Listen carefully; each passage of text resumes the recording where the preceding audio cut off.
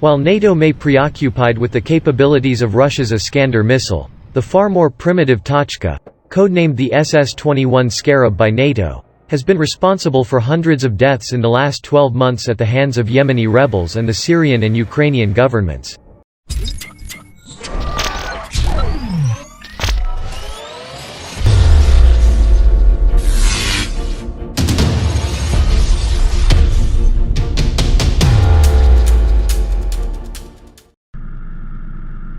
Tactical ballistic missiles afford ground commanders a means to make precision attack on installations, commander centers, troop concentrations, supply depots and airfields behind enemy lines without needing to control the airspace overhead.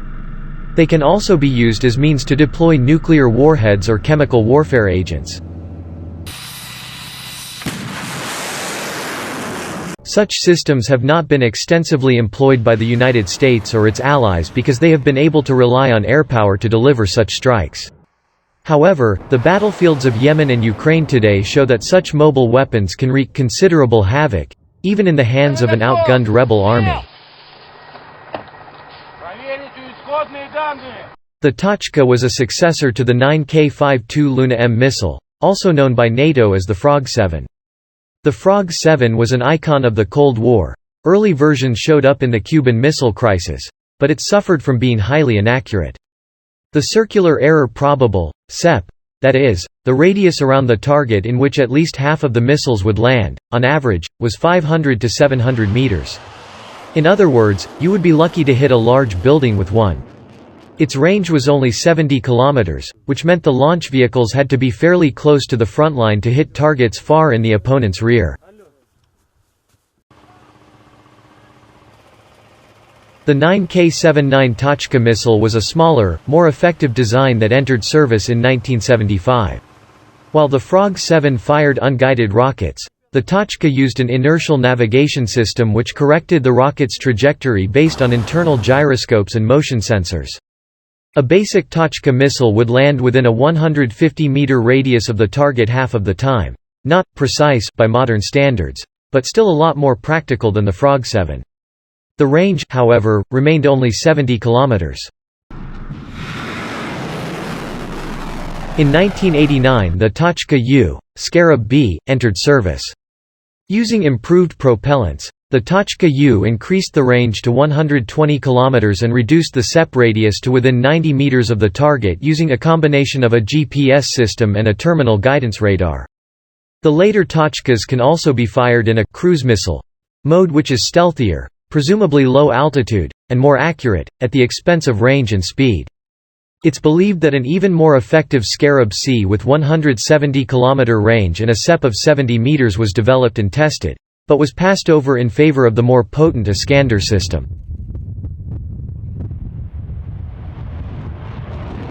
The Tochka is transported by a long 6x6 9P129 telephone vehicle launch unit.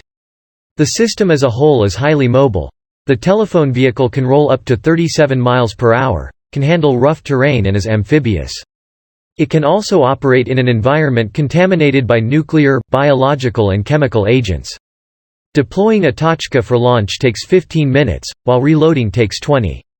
An accompanying ZIL-131 truck tows additional missiles and a missile loading system.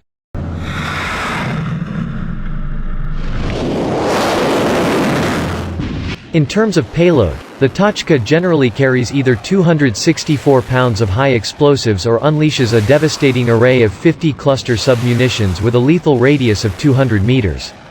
The cluster munitions can even include anti-tank or anti-runway warheads.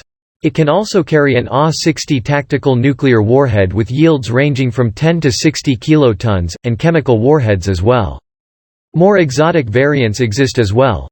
EMP warheads designed to burst in the air to knock out electronics, and even a guided anti-radiation missiles which allows a Tochka to home onto the radar emissions of radar installations. Russian Tochkas operate in brigades of 18 launch vehicles. Each vehicle is assigned 2 or 3 missiles to fire. The Russian military is believed to operate 200 to 300 Tochka units, and possesses roughly the same number of nuclear warheads for use with the system. This Tochka arsenal will eventually be replaced by the much more accurate and longer-range Iskander-M system.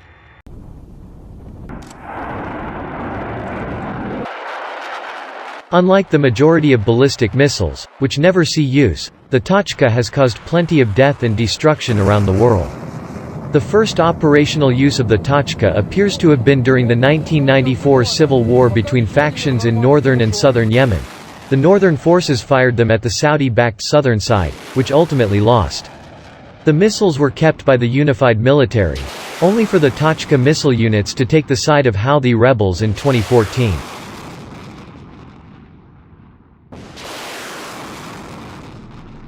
Over 60 ballistic missiles, mostly Tochkas, were fired into Grozny in the Russian campaign to seize the separatist capital.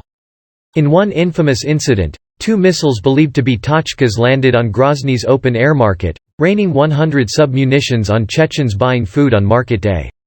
In the resulting carnage, around 140 Chechens, mostly civilians, were killed. Weapons were being sold in a small portion of the market that was not at the center of the blast. Though remains of the cluster munitions were found in the aftermath and the missile launches had been tracked by U.S. radars, the Russian government, then under President Boris Yeltsin, maintained the explosion was the result of a fight between criminal gangs gone out of hand.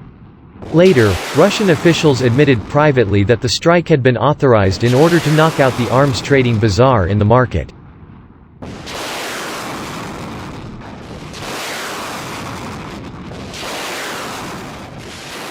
Russia again launched 23 Tochka missiles in the Russo-Georgia War in 2008, 3 of them from within separatist-held Ochimchira. Striking Poti, Gori, Racha, and Vaziani with cluster munitions. The missiles reportedly did not inflict great damage, though some accounts insist they played a hand in hitting Georgian airpower on the ground. Ukraine possesses 90 Tochka launch units, and these went into action against pro-Russian separatists in 2014 and 2015. Many of the Ukrainian missiles are alleged to have failed mid-flight, though some may have caused significant damage.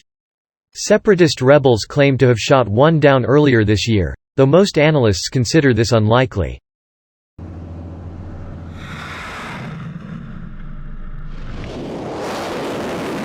A Ukrainian Tochka is believed to have caused a massive explosion in February 2015 when it struck a chemical plant in Donetsk. Shattering windows kilometers away, the blast was first misidentified by some as tactical nuclear explosion or the result of a strike from a 2S-4 mortar. Several other countries also maintain Tochkas. North Korea is believed to have an indigenously designed Tochka variant called the KN-2 Toksa. Both Armenia and Azerbaijan own small numbers, presumably ready for use against each other in their decades-long conflict over the Karabakh region. Belarus still maintains 36 launchers, Bulgaria 18, and Kazakhstan an unknown number. The combat record of Tochka shows that even a Cold War-era tactical ballistic missile with a relatively short range is capable of wreaking considerable havoc, even against a force benefiting from air superiority and advanced air defenses.